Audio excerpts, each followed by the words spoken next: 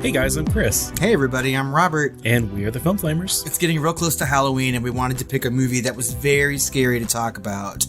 And I think that we did. I think so too, because that's one of the first in a long time that's actually gotten me. Mm-hmm. And, you know, I get scared quite easily. And so if something really scares me, you know that it's like just uber terrifying. Mm-hmm. And so we are talking about the movie Terrified. Or Aterrados. My God.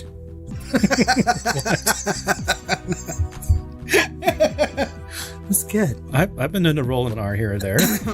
Aterrados. I don't know why I had that little porn thing at the end of it, but hey. Anyway, Aterrados is a 2018 Argentinian horror film written and directed by Demián Rugna, who also composed the score. Oh my God. This is going to be a... Demián Rugna? Sure. I don't know. Demián Rugna. Yeah, who also composed the score. I actually had to go and look at IMDb, which actually did not have him on, and actually went back to the film to make sure that it said music by, and it does. So yeah, He wrote and directed and did the music for this film, and I have to say, he did a good job, and he's a triple threat. I'm surprised he didn't edit it. Yeah, I mean, he may have had a hand in that, who knows, but there's not a whole lot we know about the production of this movie, or at least that I can find, so... Yeah. And of course, the excellent special effects makeup was done by Marcos Berta. The movie concerns a series of supernatural events that take place in a neighborhood of Buenos Aires. The film stars Maximiliano Gione. Buenos Aires. I'm sorry. That scared the shit out of me. Bad things are new. Bad, terrible things. The film stars Maximiliano Gione, Julieta Valina, Elvira Neto, and George L. Lewis. All right, well, buckle up and prepare to be terrified. Aterrados.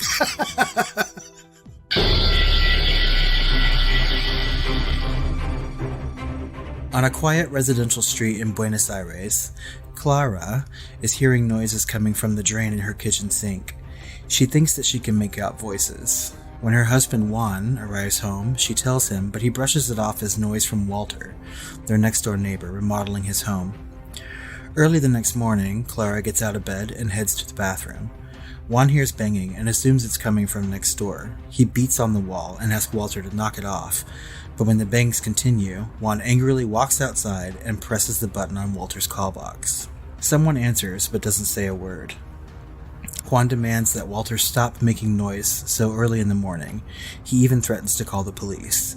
He heads back inside and hears the banging again, and realizes that it's not coming from Walter's house, but his own. He runs into the bathroom where Clara is being levitated above the bathtub. She's being pulled from one side of the tub to the other, smashing her head violently with each pull. Juan tries to save her, but can only helplessly look on as Clara is killed. Several days earlier, Walter is desperately trying to contact Dr. Albrecht, but she is not taking his calls. At home, he climbs into bed and falls asleep, but wakes up when he hears a strange noise. His lamp will not turn on, and when he fumbles for the cord, he notices a naked figure run down his hallway. Scared, he pulls the covers over his head, but can see the shadow of a hand spreading out above his covered face. He wakes the next morning to find his house in disarray. Knowing that Dr. Albrecht needs proof, Walter buys and sets up a video camera to record the goings-on in his room. He sets it on top of a wardrobe and falls asleep. He wakes when he hears the camera fall to the floor. He gets the camera and backs up the recording. A menacing, naked figure can be seen standing over his bed, watching him. The figure then retreats into the wardrobe, knocking the camera to the ground. Walter opens one side of the wardrobe and checks, but nothing is there.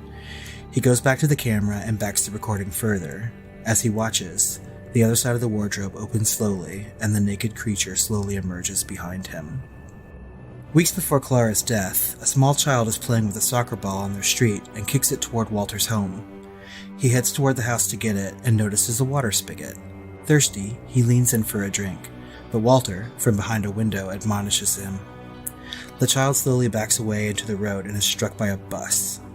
The boy's mother, Alicia, is overcome with grief, and one night, after the funeral, she hears a knock at the door. She goes to investigate and finds little muddy shoe prints on her porch. Later, Hano, played by Norberto Gonzalo, Former medical examiner and current paranormal investigator, is summoned to Alicia's home by Detective Funes, played by Maximiliano Gion. The two are close friends, and Funes knows that Hano is discreet enough to help. When Hano arrives, he notices a hysterical Alicia and very scared police officers. Funes takes Hano into the dining room, where he finds the corpse of Alicia's son sitting at the table with food and a glass of milk. The boy doesn't seem to be moving, although the officers swear they saw him do so. Hano determines the child to indeed be dead, and makes a plan with Funes. They will bury the child after sedating his mother and never speak of this again. While they are not paying attention to the child, they hear a noise. They turn to find the glass of milk has been knocked over. Outside, Hano spots Dr. Albrecht, played by Elvira Oneto, taking pictures of Walter's house. He goes to introduce himself, as she is also a respected paranormal investigator. She explains that she's trying to study the goings-on inside Walter's home but cannot reach him. Hano invites her to come into Alicia's home to see the situation there. While they discuss, the dead boy's friend climbs over the wall into Alicia's backyard to collect toys. He notices the boy's corpse and enters the home but runs away terrified. Hano, Albrecht, and Funes hide the boy's body in a freezer until it can be buried. Funes also tells Hano that he and the boy's mother Alicia have had an intimate relationship in the past, and reminds Hano of a health issue that he has. While Juan is incarcerated in a mental health hospital for his wife's murder and awaiting trial, he is visited by Hano, Albrecht, and a colleague of Albrecht's, Rosenstock, played by George L. Lewis. They ask him some questions about his neighborhood and tell him that they know he didn't kill his wife. Juan gives them permission to investigate his house. With the help of Funes, the three investigators split up amongst the three affected homes and prepare to investigate the happenings. In Walter's house, Funes and Rosenstock investigate in the dark as there is no power. They find evidence of the paranormal all over the home, and Funes starts to have second thoughts about being part of the investigation. He tells Rosenstock about his heart condition and that he wears a hearing aid. In the kitchen, they find silverware mysteriously magnetized to the bottom of a cabinet, and Rosenstock gets stabbed through the hand. They notice that the blood from his wound is being sucked by something hiding in the cabinet, but they cannot see what's inside. In Juan's home, Albrecht sets up her equipment to test the supernatural presence, and, when it starts to go off, she notices a noise coming from the kitchen drain. She spots a huge crack on the wall and begins to investigate what's inside. In Alicia's house, Hano receives a strange phone call from a woman looking for Alicia who has been staying with her sister. Hano notices that there are messages on her answering machine from a neighbor who says that her son recorded a video of Hano and others hiding the body of her son in the freezer. Glasses on a china cabinet begin to shake, and he gets a call from Funes, who says he is leaving the investigation. But before he can, Rosenstock calls Funes into Walter's bedroom to show him a discovery. He directs Funes' attention under Walter's bed. On one side of the bed, where they shine a light, Funes can see nothing, but on the other side, in the darkness, are the naked creatures. They begin to move, and Funes flees the home while suffering symptoms from his heart condition. He makes it to Alicia's house to find Hano, but there is no sign of him, only broken glass on the floor around the china cabinet. As he turns off his hearing aid, Funes can hear groans and breathing from behind the cabinet. He pulls it out and rips at the back panels to find an eyeless Hano screaming to be let out. Inside the crack in the wall, Albrecht can see a pair of eyes looking at her. She calls out to it, as Funes enters the home to tell her about Hano. She warns him not to believe everything he sees during the investigation. He shows her the blood on his hands and explains that it belongs to Hano and Rosenstock. She tells him to clean up, but not to drink any tap water from the house. She calls Rosenstock to end the investigation but gets no response. She explains to Funes that they study coexisting dimensions and the beings that live in the ones different from our own. These beings can gather and nest and eventually use our bodies as hosts. While they talk, a giant clawed hand attacks Albrecht, causing another attack to Funes' heart. A creature emerges from the crack and crawls toward Funes. As he lies weak on the floor, Alicia enters and confronts him about hiding and reburying her son. He begs her to take him to the hospital, and as he makes his way to her car, he sees her dead son in the back seat. Instead, he gets into his own car and drives away, as a broken-necked Albrecht runs toward him, begging to be saved. Funes returns to the neighborhood and douses Alicia's house with gasoline and finds Alicia has hanged herself. He attempts to light a match to start the blaze, but it keeps blowing out. He turns to see Hano, blowing out each match. He shoots at the gas with his gun and starts the fire. The house is quickly engulfed. A year later, while still incarcerated, Juan is visited by 3 men investigating the events of the night of the fire. While discussing Funes, Juan says that he can see Rosenstock at a table behind them, but the others see nothing. Suddenly, a chair moves and is hurled toward the men. The end. That was a terrible synopsis to write. Because, like, there's so much going on in this movie, and it's not told linearly. Is that a word? I think so. I mean, yeah, it starts kind of in the middle, and then it goes backwards, and then it goes right back to where the big, kind of like the beginning left off, I guess. Yeah. So it's interesting. It's an interesting movie. I don't find it confusing in that regard at all. It's pretty well explained. I didn't feel confused while watching the movie. It was just trying to like create a synopsis and try to do it in a linear fashion, right? So I think this movie just works on a level that's easier to watch than to explain, you know? So agreed. Yeah, very much. Well, Terrified was first screened at Mexico City's Morbido Fest in 2017. This festival celebrates horror and dark cinema from Latin countries and all over the world. It was officially released on May 3rd, 2018 in Argentina. It had a smaller than usual release, only showing on 80 screens, and coming in at the 7th spot opening weekend. In the US, Canada, and the UK, Terrified was released on the streaming service Shudder. Globally, the film has grossed a little more than $376,000. Yeah, that doesn't seem like a lot. Although, well, I don't know how much the budget was. Could have been less. Yeah, and I couldn't find a whole lot about the budget of this movie. And I know that the way that streaming services work, I'm sure that they get some sort of like percentage every time somebody watches this movie, right? And so I've streamed it 3 times now. So yeah. So Terrified has a 77% on Rotten Tomatoes with an audience score of 66%.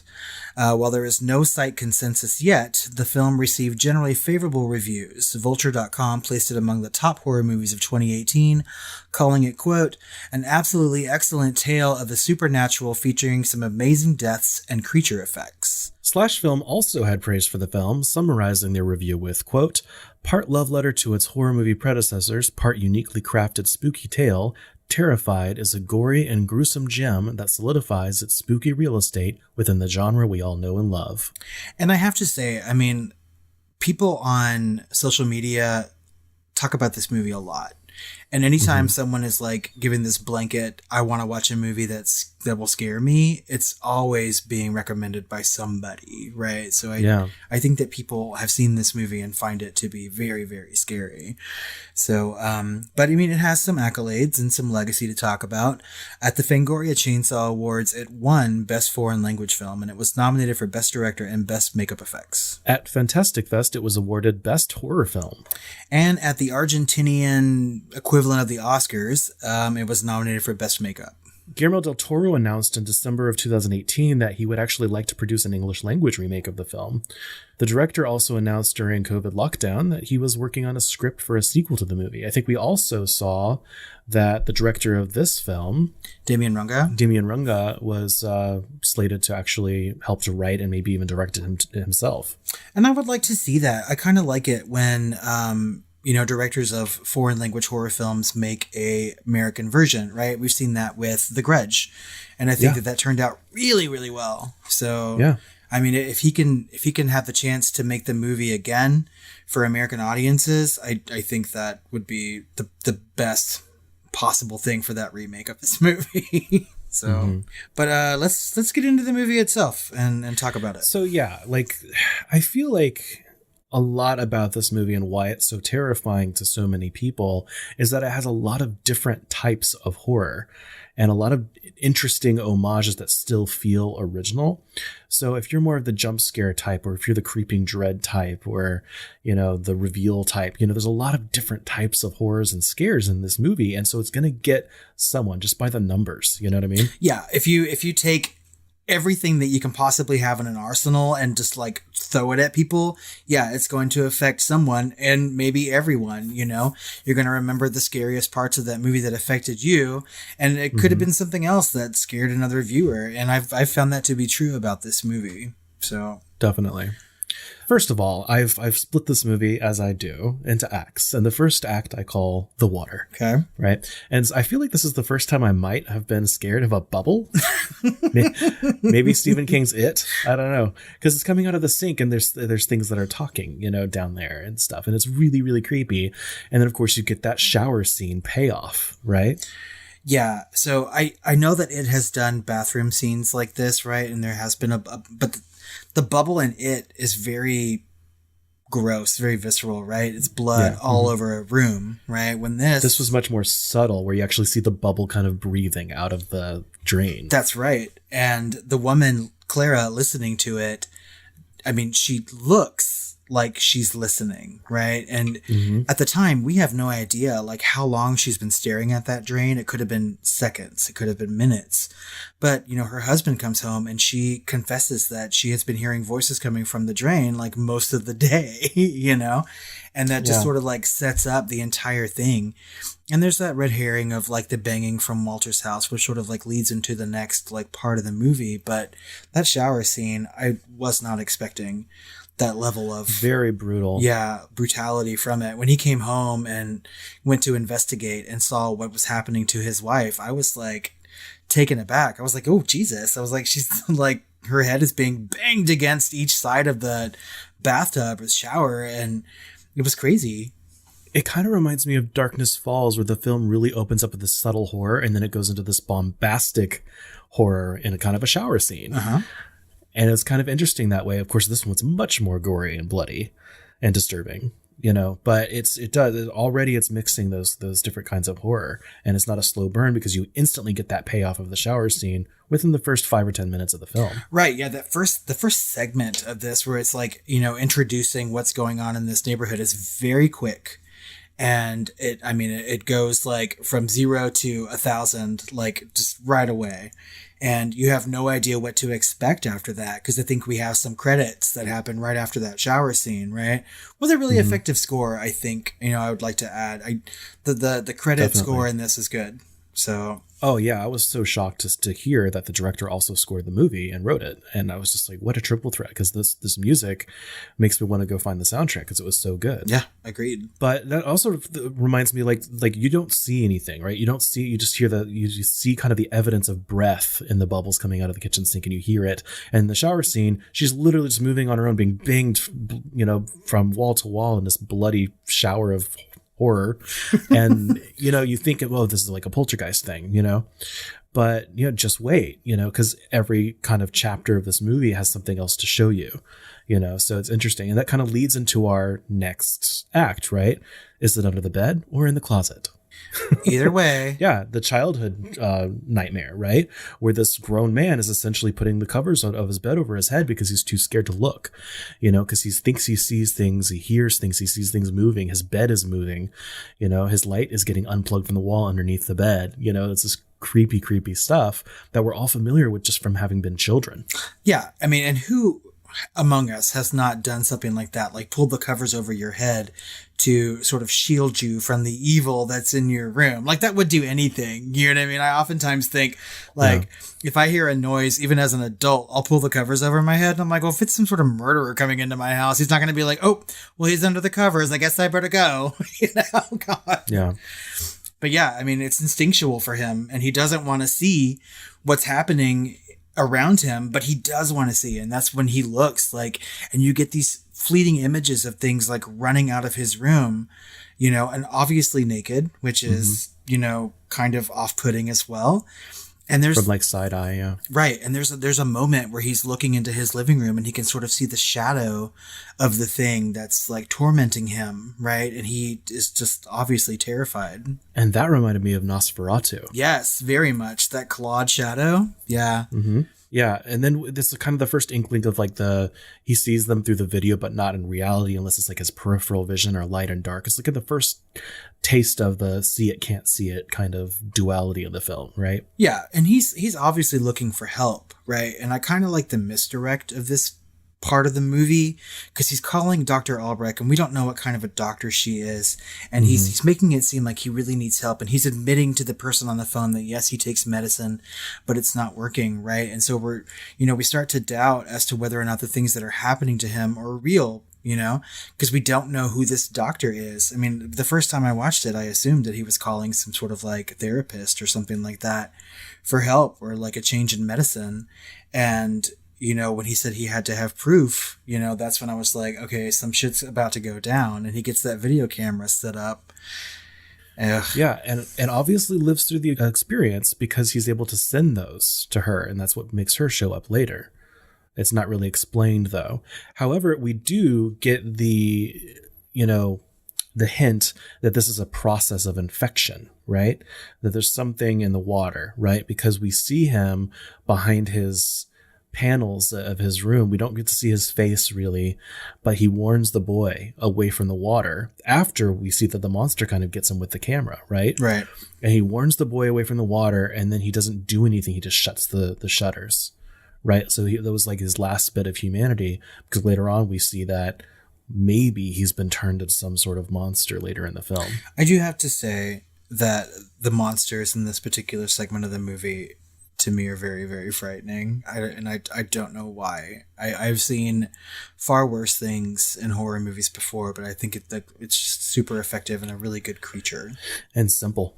Yeah. Yeah, very much. I mean, like... because they look a little different every time. Yeah, and when he's watching the camera, like he's literally watching the creature go into the wardrobe as it's coming out from behind him. And I'm like, it's just so good, so effective, and very scary. Ugh. Mm-hmm. It kind of reminds me of that cave movie, right? Oh, The Descent. Yeah. Yeah. Oh, yeah. I mean, definitely, because those creatures, like they show you like subtle parts of them throughout the movie until it's a full-on barrage of those creatures, right? And so, yeah, that's very similar to that. I love it. And then, of course, we get into our next act, which is the little boy, right? Right, which really starts after that warning. So Walter is telling him not to drink that water, right? So we know that something is going on with the water in this neighborhood. And that boy is so terrified that he backs up, staring at the house, and keeps backing up into the road and is suddenly hit by a commuter bus. Mm-hmm. And at this point, we had already kind of seen in the story that what happened even earlier than this is someone's dog had gotten hurt or died or run over or something and also got back up to life and was fine, right? In this case, that boy didn't have much of this water. I don't know, this is a theory, but that boy had clawed his way out of out of his grave. You see footprints. Like the first time I watched this movie, I'm not even sure I saw the footprints on the front of the house at first before it's called out in the movie. Yeah. But you see them as he's going up to the house, and that boy at the kitchen table is just, like, to me, the creepiest part of this whole movie. It is very scary. I have to say that when that kid got hit by the bus, I gasped, right? And I don't know what it is about characters getting hit by buses, right? Like in Final Destination, I gasp at that every time that I see it, even though I know it's coming. I mean, it's something that's so destructive and powerful, and it's a terrible way to die, and it's just like so frightening to me to see, right? Mm-hmm. But yeah, I mean, I didn't notice those footprints on the house either. Obviously, we noticed the footprints on her porch, and it's all there for you. I mean, for you to see until even before it gets pointed out. I didn't notice any of that. Yeah, and it's like it was on the walls, like he'd been walking on the wall and on the ceiling a little bit, and it was just really, really creepy. It's just one of those things you can't see, or things that happened before, Yes. It's and so that's terrifying. Part of why this movie works so well for me is because nothing's really explained. They're showing and not telling, and I love that. And that's the creepiest part of horror movies for me, and when they work so well. And it's not super explained how this works or what the mythology behind it is. And I'm glad I don't know, because that you don't know the rules. They're not playing by normal reality games here, like rules here.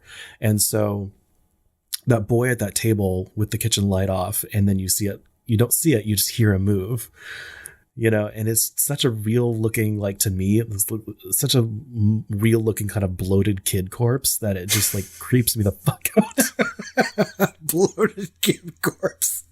I mean, you're right, though. It looks real enough that you expect it to move at any given second, right? You're like you're studying it. Anytime the camera is like pointed at that bloated kid corpse, you're expecting it to move, and you're waiting for it, and it just doesn't happen like on camera, right? And I think that's the best thing they could have done. But I think that this is where the movie really starts rolling, and we get into who our main characters are, and, you know, sort of who they are and their backstories, really, right? So we get Detective Funes, or Deputy Funes, as he's called in the movie, and his relationship with Hano, and how he trusts him enough to call him into this, you know, situation. And Hano is a respected medical examiner. He knows if someone's alive or dead and what caused their death, but he's moved past that. He's had experiences of his own to where he now focuses his attention on paranormal things. And that's why Funes has called him in. And they are, you know, watching this boy and studying him and trying to figure out the next move, you know, to get that child back into the ground. As Hano says, he needs to be buried again. Like, we have to get him back into the ground. Yeah, and they're both playing it really cool. Like, usually in these scenes are kind of make it or break it for me, where someone does something stupid or you have to convince someone. They're like, no, this is happening, and we're just going to deal with it in their own private ways and just going to focus on what needs to be done, right? And that's what they do. Yeah, I mean, because they have to have a plan. They're like, we have a very limited amount of time. If word gets out that this happened, it could be bad for his mother. Like, people could look at it and say, like, she dug him up. And nobody wants that to happen, especially Funes, because we learn that he, you know, has a relationship with the boy's mother, Alicia. And it's over at that point because, I mean, she refers to him as her ex. But he obviously wants to protect her from other people saying things about her. And she's already gone through enough, like losing her child. And then, of course, they think they witness it moving, you know, and they keep the light on after that. But then they come back later and they notice that someone's been there, and they left, you know, a kid, presumably the boy's, you know, friend that's still living came by and just like freaked the fuck out when the thing like looked at him through the window. The corpse. My God. Of the boy Yeah, when that kid is climbing over the wall and is picking up those toys, and he looks inside and sees the kid like sitting there at the table, I was just like, God, how horrifying for that child, but how horrifying for us as the viewer. I was like, is he going to move now? Are we finally going to see it? You know? And we do. Yeah, and it's good. It's a good payoff. This is also a good point in the movie because we get to finally meet Dr. Albrecht, and we learn what kind of a doctor she is and what Walter was trying to seek her out for. And it wasn't for his mental well-being. It was because he knew that he was plagued by something supernatural in his home, and she was the one that was recommended to help him with the problem. And, you know, so we sort of learn between the interaction between Hano and Albrecht, like what they do sort of for a living or what they're famous for. And that, you know, he sort of like stands her a little bit or whatever. And like, it's like really gets the ball rolling as far as investigation goes. The first time I watched this, I thought that they had like a mutual respect, but but I noticed there was a line where Hano was like, "Oh, so you read my book?" She's like, "Yeah, it had a nice cover." Right. You know, like, like, oh, kind of a burn. bitch. Yeah. She's like, "It had a nice cover." And that's like, I also appreciate about this movie. There are several times that it makes me laugh, you know? Yeah. And I think a really good scary movie needs to like give some levity to a situation and, you know, just to make you feel a little less at edge, but also that makes it easier to scare you in the future. So, but yeah, when he meets her, it's clear that like she's a little bit more well respected than he is, but they clearly have, you know, a mutual interest going on in that neighborhood, and they need to get to the bottom of it. So yeah, they hide that boy's body in a freezer. And it also makes me jump when that freezer starts to shake, right? They put him in there and put that plant on top of it, and it starts shaking all around. And I mean, to me, that's scary. And they don't notice. They hear the boy like whimpering inside, right? After they turn off the. I mean, it's good. It's so effective and good. But at this point, you know, they basically like Albrecht has already kind of been investigating Walter's house. And of course, Hano has been, of course, investigating the little boy's house. And so they go back to the original, the guy that's in the mental institution. They think that killed his wife in the shower. And they're talking like, well, you're in this neighborhood and all the shit's going down, so we're going to try and help you. And that's when kind of we have our chessboard kind of set, right? The board is set. the pieces are moving. That's right. Because they call in a third investigator, and this is someone that is a colleague of Albrecht's, and that's Rosenstock, and he's clearly American. And I was going to ask you. Okay, yeah. So, because obviously Spanish is his second language, but I didn't get if his accent when he says an American word was actually an American accent or not. Or if he was supposed to be like Russian or something. From what I gather in the movie, just based upon the context clues, right? Because he doesn't speak Spanish very well, and oftentimes the other characters have to help him with his own Spanish. And he also talks about, investigating other occurrences that are very similar, and he clearly is looking for specific kind of evidence, right? And this is someone that Albrecht already trusts and is called into the investigation. They go and meet with Juan, and he gives him permission to go into his own house, and that sort of starts up the final act of the movie a little bit, and they have to go and investigate everything. And that's an act I like to call the investigation and conflagration. That's a good name for this act.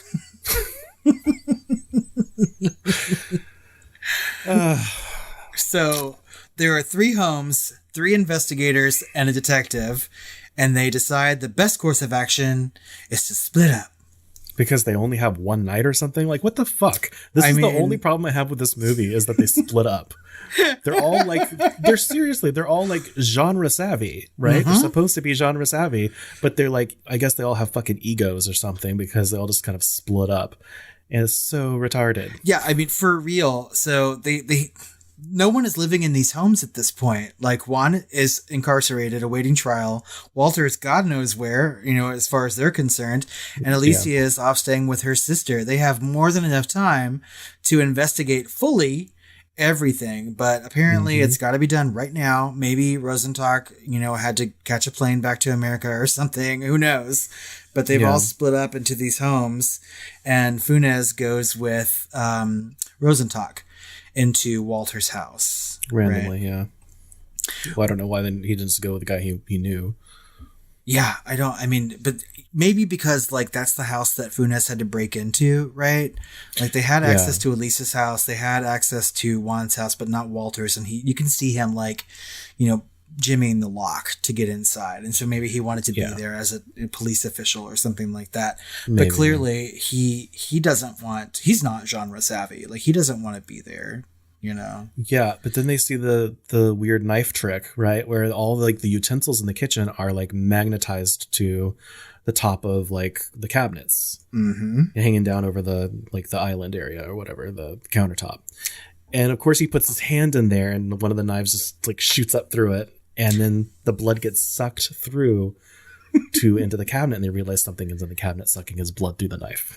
Did it piss you off when he's sitting there? They would cut away from it and come back, and he's still running his hands through all the magnetized silverware and making them clank together. And I was just like, no, dude, don't fuck with shit like that. I mean, if you see silverware doing that, don't touch it. I mean, God. And yet again, you think it's some sort of poltergeist thing, but there's a mechanism for this that you see. And if you watch it a second or third time, you realize not everything's being moved because something's moving it you can't see, or that something's moving with his hand. Some things are moving because they are literally having some sort of electromagnetic effect on these things moving through the room. Yeah, that's right. Because when they open up the cabinet and they try to see what's sucking that blood, there's nothing there, but it moves and all the silverware goes with it, and it's so clearly there's something, there's an actual presence there. And they can hear it scurrying around and things like that. And, later on, they start to realize that it is sort of feasting on the blood or something, dealing with the body, because Rosenstock tells him to go and clean up all the blood in the house, clean up every evidence of blood, but he can't do that. He gets to a point where he can see and sense that thing in the room with him. And that's when Funes is like, no, I'm done. I'm going to call Hano, my friend, and be like, I'm out, peace. He does something Nicole would have done. Nikki would have done weeks before. That's right. And Nope's on out. Yeah, Nope. Nikki would have been out of the drain. She would have been out of that movie. The minute there was a gurgling noise from that drain that sounded like a voice, she'd be like, well, we're moving. Fuck you. Buenos Aires.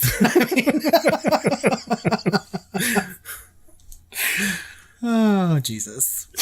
But yeah, and then we get the window trick, right? Where Hano is across the street and he's talking with Funes, you know, like Funes is saying like, I'm done. I'm out. And it's just like, well, are you by the kitchen window? And then we see that he's looking at, depending on which window pane he's looking through, that you can see one of the monsters or what have you, like standing in the window, kind of staring at him across the street. That's right.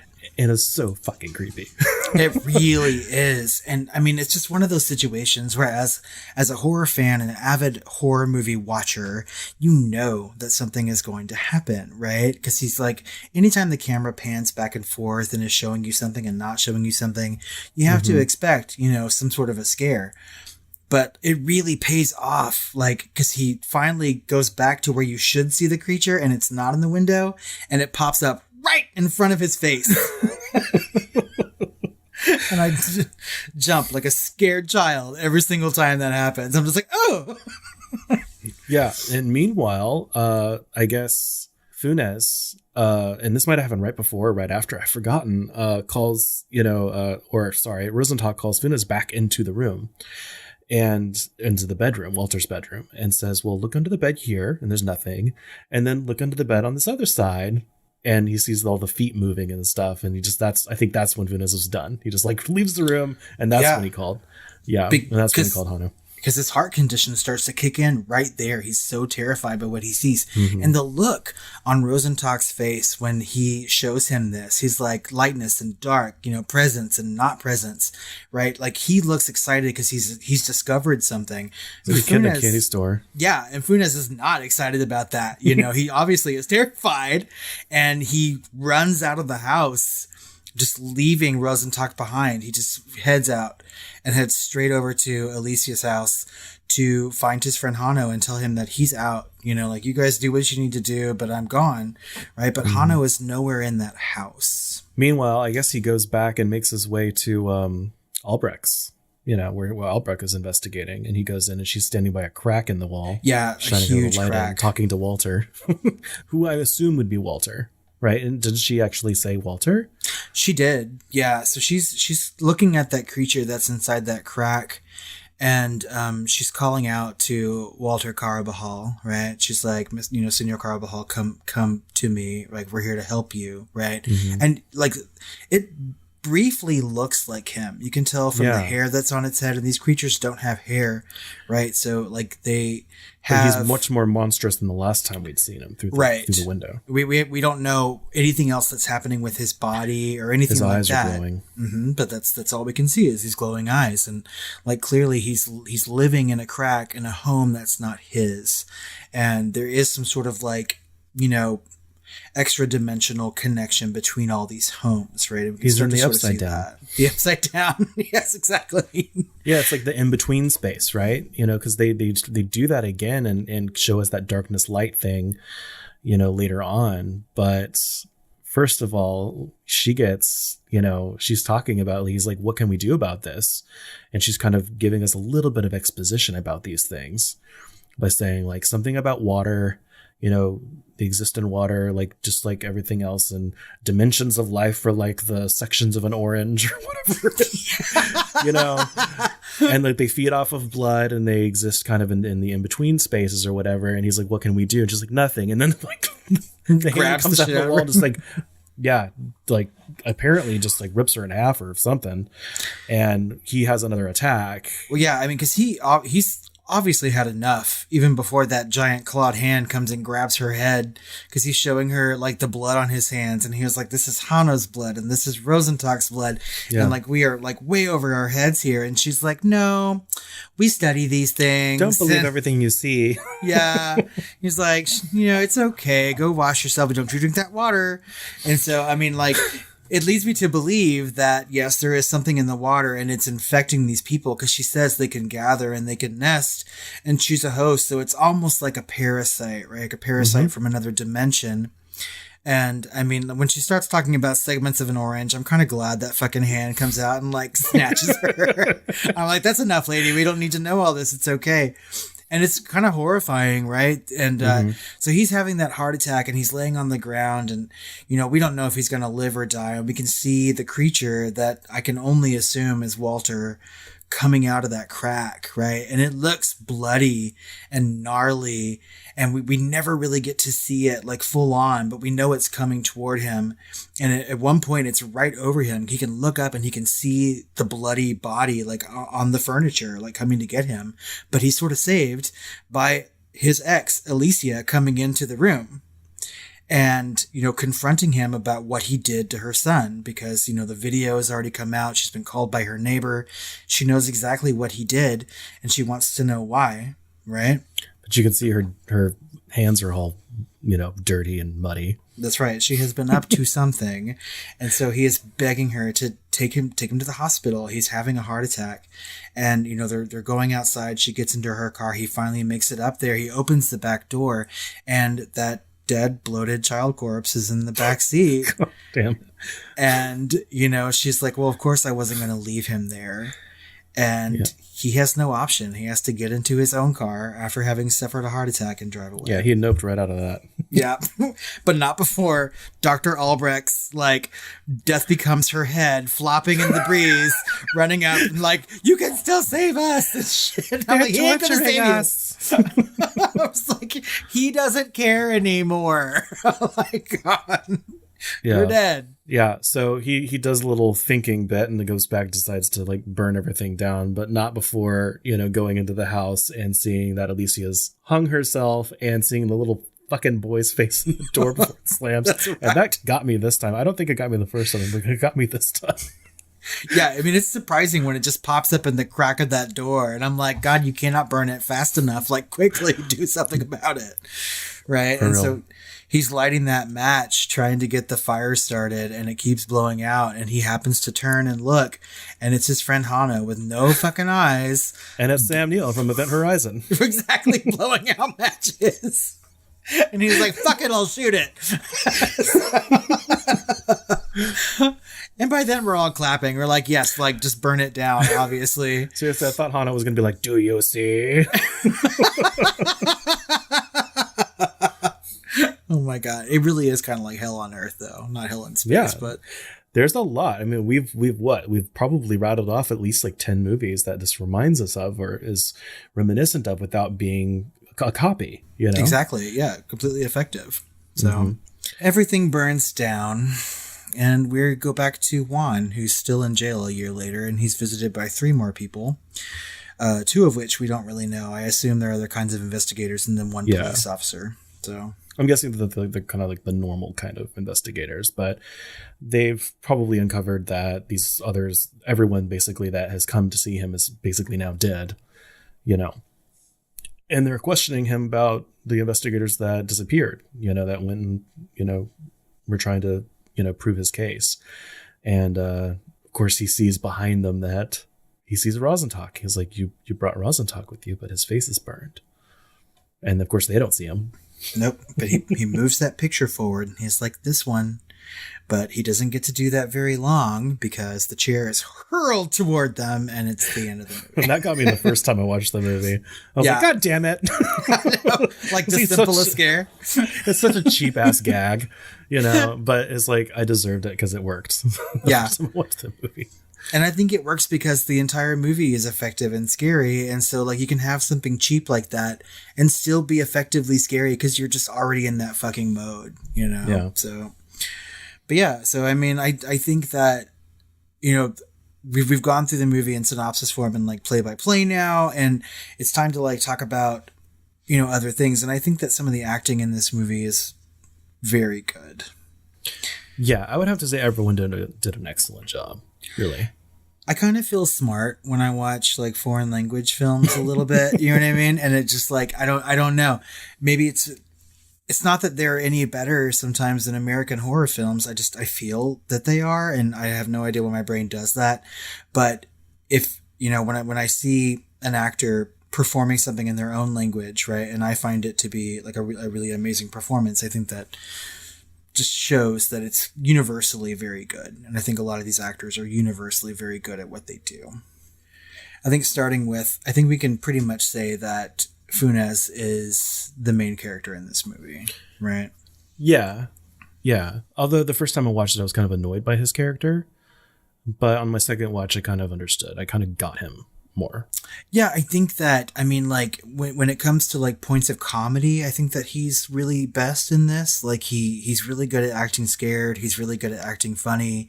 And he really pushes the story forward. And I think that everything sort of hinges on his actions in this movie. And I mean, like, as a character, I think he's very important. And I think that as an actor, Maximiliano Gion was very, very good. So...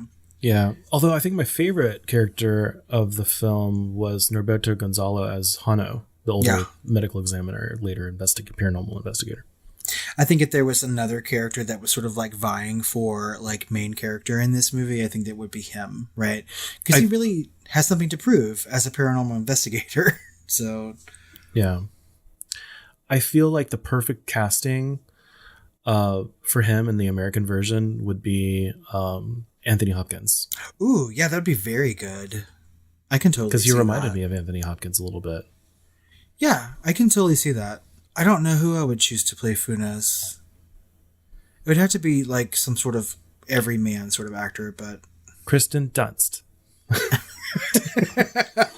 No, she could play Dr. Albrecht. No, Dr. Albrecht has to be like the pseudo psychology mother of Dexter. She's also coming up in the new Dune movie. God, what's her name? Charlotte Rampling. Yes. Yeah, I feel like she reminded me of Charlotte Rampling. So it's like we need Charlotte Rampling. I can see that as well. Here we are just casting this movie. Just we can do this. Yeah. I like her character a lot too. I mean, because she has some witty one-liners, and like she really like acts as like this big know-it-all, right? Funes can be Eli Roth. Yes. He would like act the shit out of that too. God. At first I was thinking someone like bigger, like Brad Pitt or something like that, but Eli Roth is much better. It's a much better choice. Oh my gosh. Anyway. I like Albrecht's character because, like, again, like it was once we finally figure out who it is, and like that Walter was trying to call her and exactly like what she studies. I'm like, oh, you know, I mean, like it's that point in the movie. But she also brings us Rosenstock, right? Who like, you know, rounds out the three investigators. And I have to say that like I don't know. His performance is what it was supposed to be. I think that I haven't read the script, obviously, but it seems like they were trying to find an American person who didn't really, you know, who spoke the language, but not well enough to have a conversation without being reminded of certain words. Right. But the words that he needed to be reminded of are the feelings of what the other characters are experiencing at that moment. Like he's talking to Funes and he's like, you're feeling sort of, and he trips over his words and Funes is like scared. And he's like, yes, exactly. And Funes is like, well, fuck yeah, I am, you know, like God.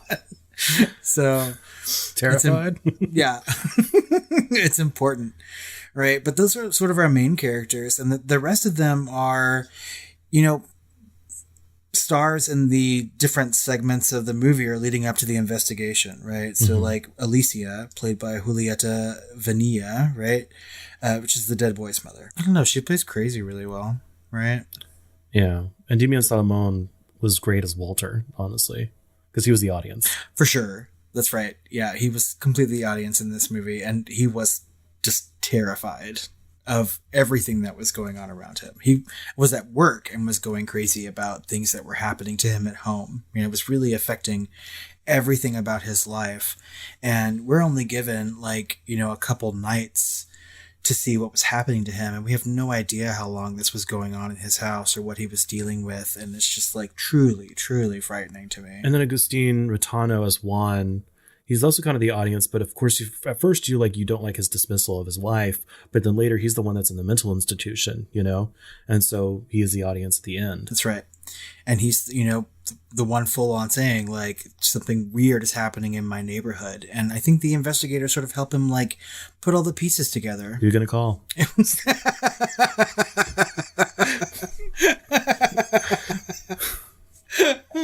Jesus.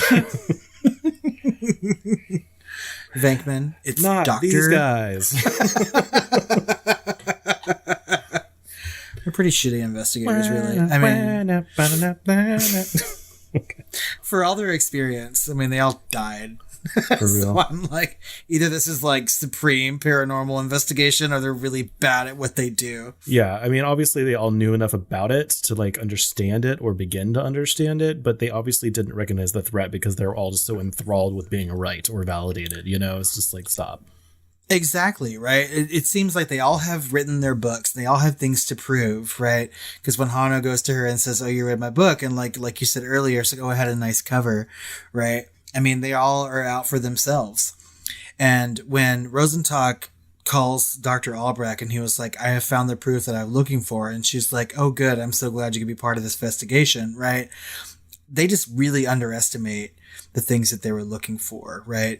We've already talked about meddling and things that you shouldn't meddle with when we talked about white noise, right? This is just another prime example of that. Well, I'd love to see a role, and I feel like there's a couple out there where, like, you know, you don't, it's like, for instance, Jurassic Park, you don't see Sam Neill like opening the jaws of a T-Rex, putting his head in and going, oh my God, it's real, you know, like, right?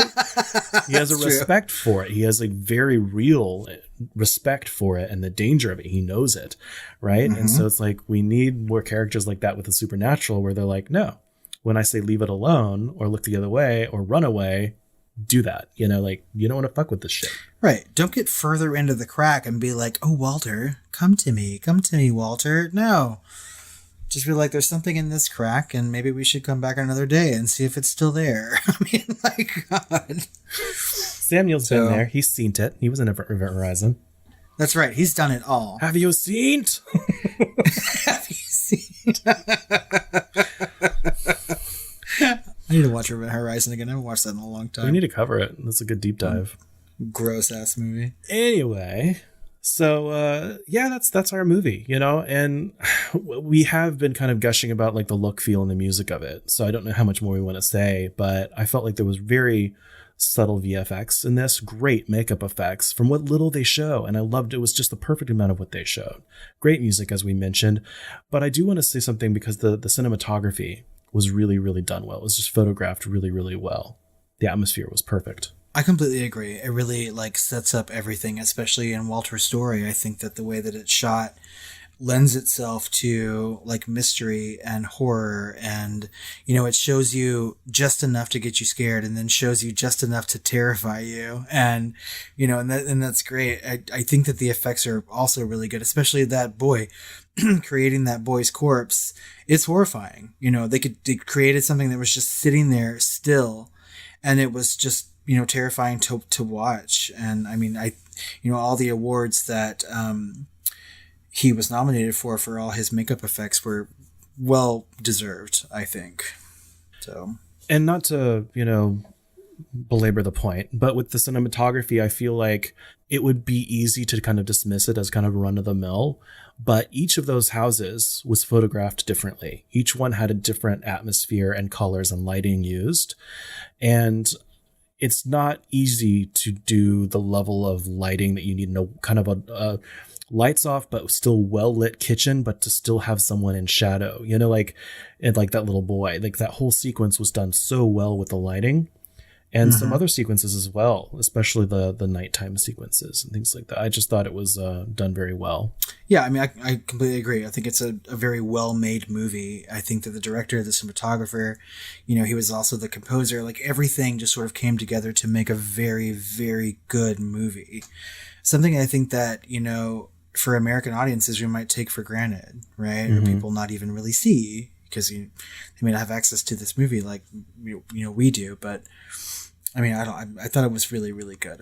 As a whole, a really good, well-made movie. And I think one of those reasons is that he took a lot of influence and kind of ran with them. It's like he watched 100 horror movies and kind of pick and chose. I really like this about this one. I really like that about this one, and kind of put his own twist on them to make them exist in the same universe, right? So we see like parts of like The Exorcist and Darkness Falls and Event Horizon, Nosferatu, and we see a bunch of those in this, like influences to make this thing happen. Yeah, I mean, even more than that, I think I can see parts of Halloween in this, especially from a neighborhood aspect, right? And the way the camera lingers when people are walking from house to house or just walking through the neighborhood, or like, when that boy got hit by the bus and they're seeing like the people come and clean it up with water, right? Like pushing that water back down into the drain. His body's already been infected a little bit, we know, right? And so we have these like contagion horror movies, like everything is in here. Yeah. Exactly, right? Yeah. I mean, I didn't even think about that until you just said it, right into a sewer. I mean, it's just like everything that we already know scares us are the best parts of all these movies put into something that seems fresh and brand new, right? This is a really good, example of how influence can create a very good movie. I oftentimes will listen to interviews by horror directors, and the minute you start to say like what influenced you, they get all defensive about it and be like, no, this is mine, I wrote this, I directed it. It's okay to say that you were influenced enough to like have shades of it in your movie, as long as you make it effective on your own. So, and this movie I think does that. Definitely. I definitely agree with that. Would you say this film is an anthology? Yeah. I do. And so this is why I got so excited when we were going to talk about it in October. So because it's it doesn't seem like it on its cover because it's all in one neighborhood, but they're all kind of distinct stories until like the last half where it kind of combines into this investigation. And so it turns to be like, it turns into a really, really incredibly smooth anthology if it is an anthology. Yeah, I think oftentimes the biggest complaint that at least you and I have about anthology movies is that it's so like hit or miss amongst the segments, right? Yeah. Like we'll have something really good and then something terrible in between. But this one really flows well, and every single part of the movie influences the next step, right? It's like the Pulp Fiction of horror movies. If you're going to have something nonlinear, it all works together in a really cohesive whole, but you could still say that these are individual stories that are being told. Yeah, right? I love anthologies that are connected, right? I love that about Trick or Treat. And again, we're naming another movie, right? Because this is even more interconnected than Trick or Treat is. Yes, I would say so as well. But then we could look at something like Creepshow, where the only connection is sort of like the wraparound story, right? Or the comic book. And some of those, are good and some of them are kind of bad. And you pick your favorites while you watch the movie. But in this one, you really can't have the entire movie without its pieces, right? But they're shot and told in such a way that makes it, to me, an anthology horror movie. So what do you think was actually happening? Like, based on everything I could glean, I kind of wrote down, like, it's a spread through water organism that, when infecting a person, can excite dead tissue, create extra dimensional electromagnetic vampires. I don't know, really. The first time I watched this movie, I was so scared of it. And when they started to sort of explain what these things were, I was like, I don't get it, but I really didn't need to get it. I was already scared, and that was enough of a payoff for me. The second time around, when she started to explain, I think I was paying a little bit more attention to it. And I was like, okay, I get it from sort of like an infection sense. Right? Like obviously it's in the water, and all the water that these people have, come from the same sort of like reservoir or whatever. And so they're all going to be infected. They're all going to experience these things like noises from the drain, or dead children coming out of the grave, or, whatever is living in someone's home, right? It's all connected to the water. But I don't need an explanation past that. I'm okay with it. Like everything else about the sucking of the blood or the magnetizing or whatever is just extra to me. That's like it's flavor, it's the spice of the dish, I don't know. Chef's kiss. She could have just said, don't drink the water, there's some shit in it. And I would have been like, oh, okay. That's fine. That's all she had to say. So you're saying you should have bought, bottles of bleach instead of gallons of gasoline? Yeah, right. just clean the water. This is just interdimensional mosquitoes. Because all they're gonna do is put that fucking fire out with more fucking water. I mean, like, it's not gonna solve anything. Jesus Christ. Yeah. Well, I don't want to know, but it's still kind of fascinating to me.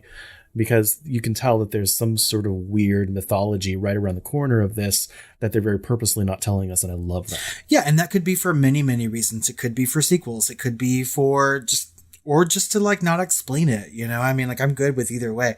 I would like to see a sequel to this movie. I think that'd be great, actually. Speaking of which, there is the throwaway line that when the investigators initially go and visit Juan, and they said, well, you know, something almost exactly like this happened in 1998 in the United States. So I'm wondering if that sequel or remake is actually going to be, or could be, a prequel of this and take place in the late 90s, if it's going to be in the US, because they literally had that line in the movie. That's right. So like, yeah, Rosenthal talked about like sort of investigating something like that, right? And that's why he's down in Argentina. And that would be a really good direction for this to go. I think that oftentimes when it comes to remakes of, you know, foreign horror movies, you know, we just sort of make an Americanized version of it, right? We've seen it with like The Ring, et al.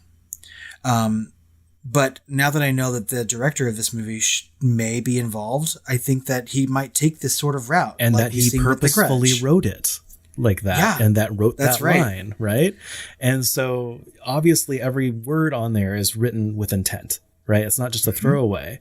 And so obviously he knows what happened with Wreck, you know, and a bunch of others across the world, you know, and so it could be interesting to see, you know, if that's kind of what he intended, kind of as a throwaway marketing line for, you know, someone in the audience to be like, hey, I've got some money. I'm going to try and release this in the US. And it would be perfect to say that it happened in the United States. You know what I mean? So it's just like, it's that direct like way to have a movie made in America or whatever. But I think like a direct remake of this movie would be doing it a huge disservice. Yeah. I think they really need to further the story based on the mythology that's already created. I need to know, you know, what happened before in this neighborhood or what happened after. I don't want to see it happen all over again, you know? Yeah. With just like American people. Yeah. Or if it is the prequel that happened in the US, you know, I don't want it to explain anything either. Obviously they didn't learn anything from that other than like the nature of it, you know? So that's right. I'd be interested in that too. So one thing about this movie and covering it was I was very tempted to kind of start this episode off with saying, don't listen to this episode, you know, go watch it. But I think we have a lot of listeners that do wait to see things before they listen to our deep dives. You know, so I didn't want to like stop anyone from watching this film, even if you know what happens. Like I knew what would happen like the second time I watched it, and it still scared the shit out of me. So, you know, I think that we're okay, you know, not telling people, you know, don't watch this until, you know, don't listen to this episode until you've watched it, because I feel like it's still that effective, you know, even knowing some of the details of the plot. Yeah, there are movies that scare me every single time that I watch them, right? But I can sort of count them on one or two hands, you know? Like the more you watch something, you know what to expect. And yeah, maybe you'll find some new things to scare you, but the way that this movie scares me is leaps and bounds more than other things that I have seen. Like I was terrified when I watched it the first time. I was super terrified watching it the second time, and I knew what was going to happen. You know, it's just like really, really effective. And I think that us like going through it point by point, it will still scare you when you watch it. You know? And I also hope that we don't like hype it up so much that people get psyched out and just kind of smugly watching like, this is going to scare me. And then it doesn't, you know, it's like, I hope that you could let yourself get into it, you know? Yeah. I mean, like not everyone's going to be scared by it. I understand this. Yeah. And I've been hyping this movie up since I saw it the first time. Like when I first watched it, I told you how much it scared me. Yeah. And I have been telling our listeners and anybody online, because I'm one of those people, like if someone says, I want to watch a movie that's going to scare me, I say Terrified on Shudder. That's all that I say, you know, like go watch it. You know, I don't have to say anything more than that. But, you know, I have to remind people that it's not what happens in a movie, really. It's like how it happens that makes it scary. And so like having a full synopsis or a point by point, you know, conversation doesn't do like the justice of actually watching the film. Yeah. And you had been telling me for months that this film terrified you and you had to leave, but you do get scared in films way more than I do. Like it's been, yes, I do. It's very rare that a film scares me, like really scares me or gets me, right? It's generally what I say, because it could creep me out. It can scare me, kind of like white noise creeps me out, you know, or at least used to. And, watching this, having known that you had to like stop it and leave the room to take breaks because you got too scared, it kind of psyched me out a little bit, but I watched it and I got into it and it scared the shit out of me, and it got me in several places, and a movie hasn't done that in quite a while for me, and so as a horror aficionado that is very rarely scared and doesn't watch horror movies to scare me, that's not why I watch horror movies. It's definitely something I would recommend on that level. Yeah. I mean, I completely agree. And that really answers a lot of the questions that we save for the end of the episode. I mean, like, I don't feel that I need to ask, is this a horror movie or were you scared? Because I mean, obviously it is. Check, and we check. were. Yeah. I mean, there's just nothing else to say about it. But do you have any fun facts for me about Terrified? No, I don't. I got nothing. There's just not much literature about this film. Yeah. This is the question I would like to ask you. That is, I mean, I don't think that people have seen this movie. Do you? I mean, no. And it kind of also, if it's only available on Shudder, I don't know if you can still rent it on Amazon. Yeah, I don't know. Even if you don't have a Shudder account or something, yes, you can rent it for $4.99 and you can buy it. Well, there you go. Yeah, so you can rent it on Amazon without having Shudder. Like, so if you don't have a Shudder account, don't worry, you can still rent it. It's definitely worth the rental, and definitely on Halloween. Oh yeah, this is like the perfect October movie, and that's why we picked it. Yeah, I mean, it's good, it's scary, it's effective, right? So there's our two questions right there. It's a horror movie and it's scary. It's super worth a watch. So out of 5 stars, then what would you rate Terrified? I gave it a 4. Yeah, me too. Yeah. I think the first time that I watched it, I gave it 3.5. And I mean, I thought it deserved that. You were probably angry that you were so scared. I was very mad that I was terrified, and that I had to sleep. Like, my husband had gone to bed already. I was watching it by myself, and I think I slept on the couch that night, and I just didn't sleep very well. Like it gave me nightmares, and so I was kind of mad about that. But mostly I was kind of mad about the explanation that was given about the creatures and what was going on.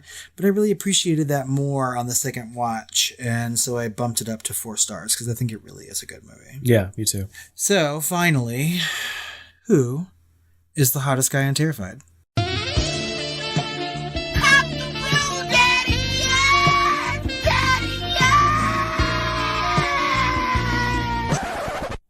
Oh, shit. I'm going to have to say it was Juan. The guy whose wife died in the shower? Mm-hmm. Yeah. I'm going to go with Funes. I think the detective guy was super hot. And, like, I don't know why. He just seemed like some sort of everyman, like nice and bearded. And he wasn't, like, chiseled body or whatever. But he made me laugh. He added to my scares. There's one moment when he's talking to Dr. Albrecht or Hano or something like that.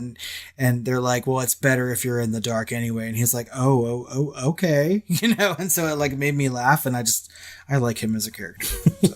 I think he just like feeds into your fantasy of, yes, I do know how Festo is going, officer. That's right. I mean, do you know how paranormal this is? Yes, I do, officer. Do you want to come and check? Do you want to check my crack? It's funny if you've seen the movie. Oh my god, I know. I have a big crack. There could be something inside. Let's not go far down that rabbit hole. No. Jesus Christ. Well, I think that just about wraps up our conversation on Terrified, and we would very much like to know if any of our listeners have seen this movie and what you think about it. You can tell us on social media at The Film Flamers on Twitter, Facebook, or Instagram. You can email us at tiredqueens@filmflamers.com, or better yet, call our hotline at 972-666-7733 and yell at us for how terrified we made you watching this film. That's right. We got lots of those voicemails on the last Shoot in the Flames, and we want some more along with reviews and patrons. So head over to patreon.com/thefilmflamers for all of our bonus content, and leave us a review on Apple Podcasts and a little snippet of why you like us, and we will read that on Shoot in the Flames. We have one more episode coming out for you in October, all of spooky season, and we are going to be binging the fuck out of Bly Manor and coming back to talk about it for you. That's right. We really enjoyed Hill House. We're hoping we enjoyed this one too. I know I will. I know you will too, and I'm sure I will as well. So, Well, guys, we hope you enjoyed this episode, and we hope you're enjoying your October festivities. But until next time, dulces sueños.